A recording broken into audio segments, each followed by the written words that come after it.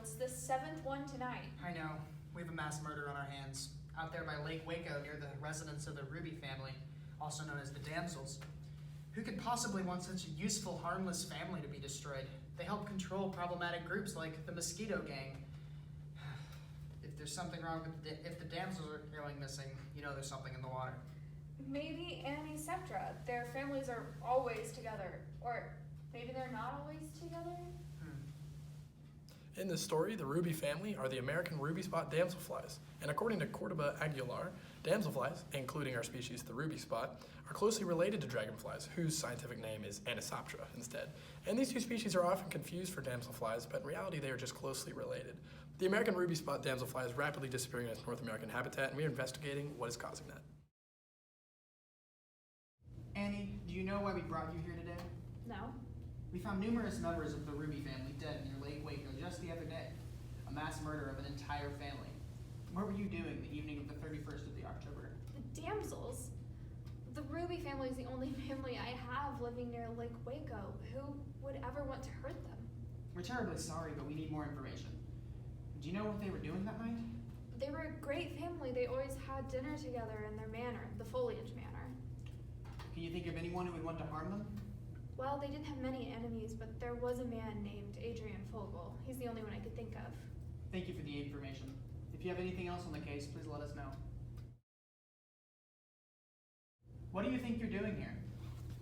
Does it have something to do with the bread I took from the squirrel? What? No. There's been a mass murder and you are a prime suspect. The Ruby family were all found to be murdered last night. Me? A murderer? Who do you think I am? Well, we all know of your eating habits. That was never proven in court. All I know is that industry was talking about something big happening in the climate change gang. He didn't say what, but I have my suspicions. Okay. Thank you for your time. You are free to go. Birds, dragonflies, and other large predators may prey upon the damselflies, but they would not cause a mass decline in their population. According to Dudgeon, they are simply a biological control, meaning that they naturally balance the population, preventing it from growing too large. But the true culprit of their demise is still yet to be discovered. Good evening. Do you know why you've been brought here today? Haven't the foggiest idea. Care to enlighten me, Inspector? Where were you on the night of October 31st? I was surveying one of my factories. Why? What do you do with the waste you produce in that factory?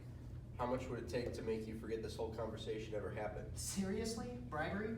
That's what you're stooping to? I'm looking into a murder, and chemicals from your factory were found in the lake near the murder scene. Look, if I tell you anything, you have to guarantee my safety. Well, that'll depend on how much you tell me. Okay, Homo sapien runs that show. Thanks. Now we have the info we need. Let's try not to get this situation again. So, you not taking the money? Get out. One of the contributing factors to the decline of the damselflies is the prevalence of human industry throughout their habitat. Industrial waste often contains dangerous and problematic chemicals to any living creatures, and many industries will just dump this waste into freshwater sources. According to Ferguson, one of these chemicals, known as arsenic, is being discovered in many freshwater sources around the country. These chemicals and others impact water quality and therefore impact the reproductive quality of the damselfly, therefore contributing to their population's decline. Well, why am I here? We know about your gang activity. What are you talking about? Your pesticides were found in Lake Waco, the scene of a murder performed by your gang. He said that no one would ever know. That I should just look the other way. Who? Homo sapien. He told me to just look the other way, that nothing was wrong with what I was doing. You need to talk to Shady City. He knows more than me. I see. Thank you for your time. According to Chor et al., runoff from large farms contains nitrogen and phosphorus compounds, which greatly affect water quality that they run off into. When these substances are abundantly present in water, they can also promote the growth of algae populations, which can grow to block sunlight and reduce dissolved oxygen concentrations in water, which is harmful to living creatures from the water such as fish and insects, like our damselfly. So, blocking the sunlight reduces photosynthesis of the plants in the water, and excess algae on the surface of water prevents oxygen from being dissolved within the water. This overall reduces the amount of oxygen within the water, lowering the amount of life that can, persist within that water. So we can do this the easy way or the hard way. The entire Ruby family was murdered on October 31st. What were you doing?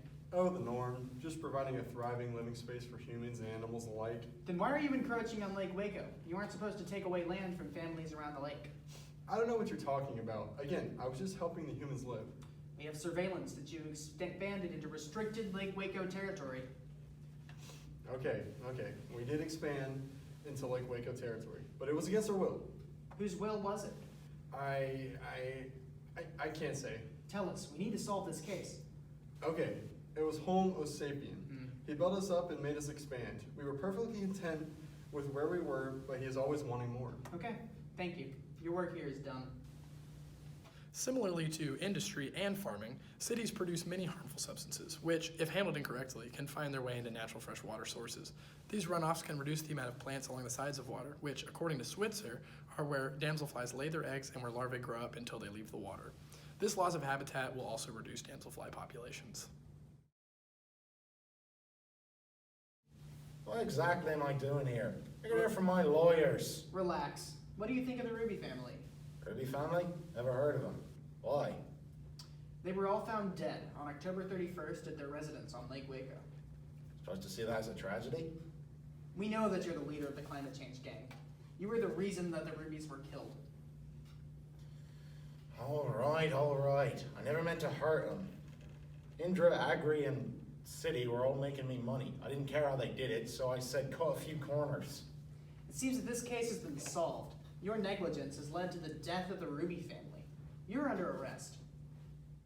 Damselflies act as a biological control for mosquitoes and many other small insects. And due to their close relationship to bodies of fresh water, when the damselfly population drops, it is also an indicator of the quality of that water. The American Rubyspot damselfly is declining from many different causes, but the root of this problem is human negligence. Experts are trying to conserve the species and others like it through technological advancement and changes in public policy, but it's going to require a lot more help. If this species were to completely disappear, not only would we lose biodiversity, but we would also lose an excellent indicator of water quality that also conveniently acts as a biological control for many smaller pests. This means that many of these smaller pests would see a dramatic increase in their population.